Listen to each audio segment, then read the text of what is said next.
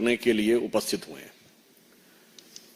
आज देश के एक प्रमुख अंग्रेजी समाचार पत्र में देश के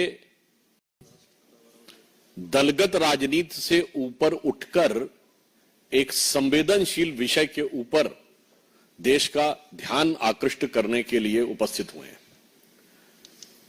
आज देश के एक प्रमुख अंग्रेजी समाचार पत्र में देश के वरिष्ठ सेवानिवृत्त आईपीएस अधिकारी ने एक आर्टिकल लिखा है जो उन्होंने वर्तमान समय में विश्व में सुरक्षा को लेकर हो रही गतिविधियों और भारत पर उसके पड़ने वाले प्रभाव की तरफ ध्यान आकृष्ट किया है। आप सभी को ज्ञात है कि 1.5 वर्ष पूर्व जापान के पूर्व प्रधानमंत्री शिंजो एबे जी की एक राजनीतिक कार्यक्रम में हत्या हुई। चंद दिन पूर्व अमेरिका में राष्ट्रपति पद के प्रत्याशी डोनाल्ड ट्रंप के ऊपर हत्या का अटेम्प्ट हुआ जिसमें वो बाल बाल बचे। उनका कहना है कि इस प्रकार की प्रवृत्तियां जो हिंसा और हत्या को उकसाती हैं, ये कहीं न कहीं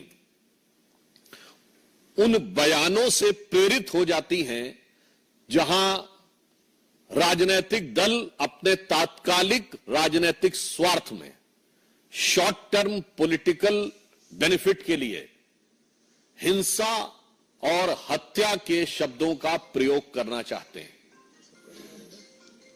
एक दुखद परंतु चिंताजनक बात यह है कि प्रधानमंत्री श्री नरेंद्र मोदी जी के विरुद्ध इस प्रकार के शब्दों का प्रयोग, और मैं साफ शब्दों में कहूंगा हिंसा के लिए उकसाने वाली भाषा निरंतर प्रयोग की जा रही है। अभी आपको ध्यान हो, कांग्रेस के नेता प्रतिपक्ष राहुल गांधी जी ने चुनाव प्रचार के दौरान पिछले वर्ष कई बार अपमानजनक शैली में मोदी जी के लिए मारना, डंडे मारना इत्यादि शब्दों का प्रयोग किया।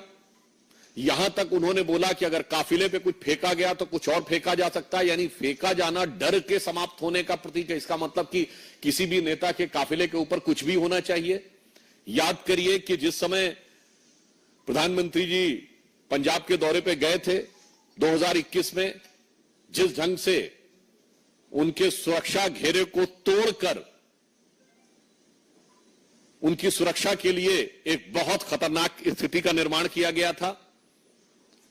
और इतना ही नहीं है, हम बहुत साफ शब्दों में कहना चाहेंगे कि मौत और हिंसा जैसे शब्दों का प्रयोग बयानों में नहीं होना चाहिए। क्या यह सत्य नहीं है कि कांग्रेस के कई वरिष्ठ नेताओं ने मोदी जी के लिए इस प्रकार की मौत और उस प्रकार की मौत जैसे शब्दों का प्रयोग किया?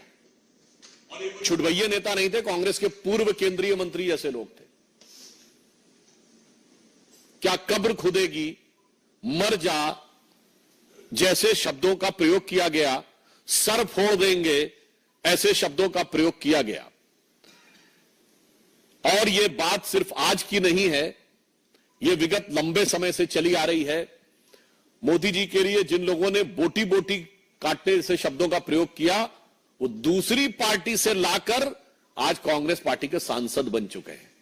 और मैं ये भी बात दुख के साथ और गंभीरता के साथ कहना चाहूंगा, किसी नेता के लिए मौत के शब्द का प्रयोग सबसे पहले 2007 में सोनिया गांधी जी ने मौत के सौदागर शब्द के रूप में किया था।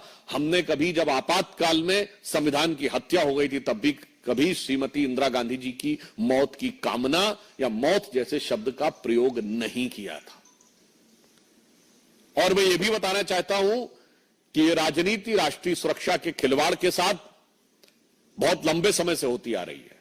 मैं आप सबका ध्यान यह भी आकृष्ट करना चाहूंगा कि जब कांग्रेस सत्ता में थी तो भारत के ही नहीं दुनिया की इन्वेस्टिगेटिव हिस्ट्री का एक विचित्र उदाहरण है इशरत जहां केस, जहां उस समय तत्कालीन सरकार की दो एजेंसीज, इंटेलिजेंस ब्यूरो और सीबीआई, दोनों ने कहा कि इशरत जहां टेररिस्ट है।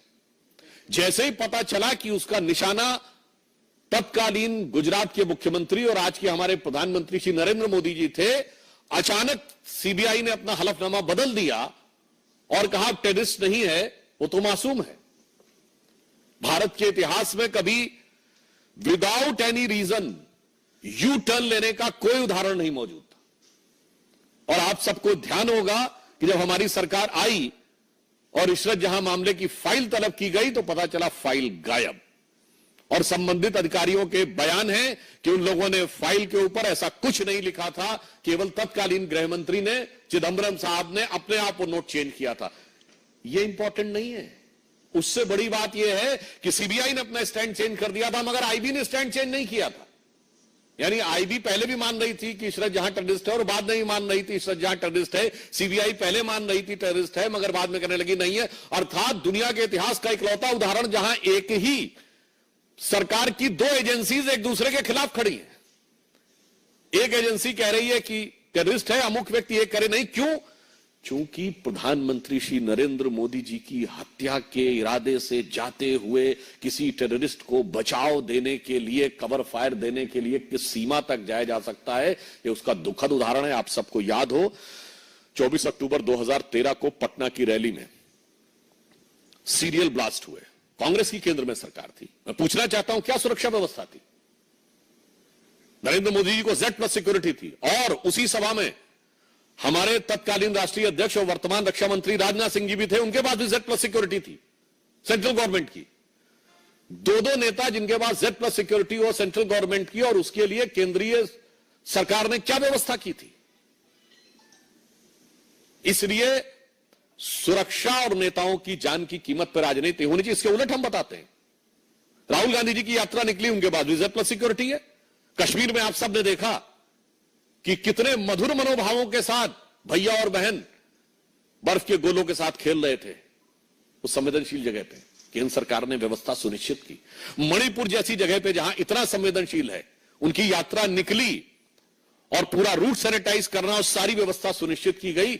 इसलिए मैं कहना चाहता हूं कि भारत की राजनीति में राजनीति अपनी जगह है, नेताओं के साथ प्रतिस्पर्धा अपनी जगह है, मगर प्रधानमंत्री श्री नरेंद्र मोदी जी के विरुद्ध जो राहुल गांधी ने शब्द बोला था, संसद में मैं याद दिलाना चाहता हूं, हिंसा हिंसा हिंसा,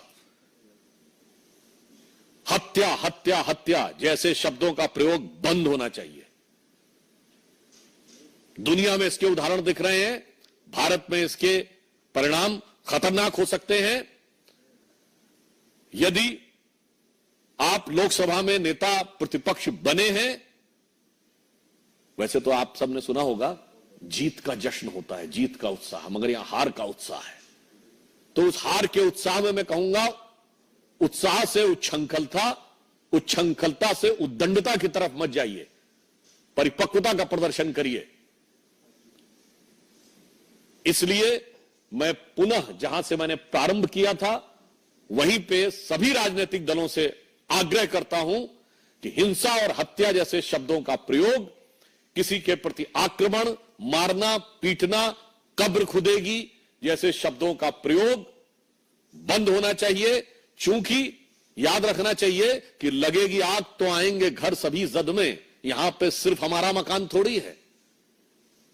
तो मैं सभी दलों से यह आग्रह करता हूं, विशेषकर कांग्रेस पार्टी से, कि प्रधानमंत्री श्री नरेंद्र मोदी जी के प्रति आपके मन में एक इंफीरियरिटी कॉम्प्लेक्स है, आप एहसास कमतरी से वाबस्ता हैं, माना, आपके मन में ईर्ष्या है, आपके मन में द्वेष है, आपके मन में कुंठा है, मगर उस कुंठा को हिंसा और मौत जैसे शब्दों तक ले जाने से बचिए। अन्यथा मैं एक पंक्ति के साथ समाप्त करना चाहता हूं, जो सभी नेताओं के लिए, जो मोदी जी के लिए नफरत रखना चाहते हैं, उन्हें ध्यान रखना चाहिए कि देश के सौहार्द वातावरण में कोई प्रोवोकिंग बात नहीं करनी चाहिए कि कागज का है लिबास चिरागों का शहर है, कागज का है लिबास चिरागों का शहर है, चलना संभल संभल के चूंकि तुम नशे में हो। तो ये हार के उत्साह के नशे से बाज आइए और समझदारी के साथ आचरण दिखाइए। धन्यवाद। I just, in the outset, I will tell you we'll only take questions regarding this topic taking the seriousness of the topic. So anybody has to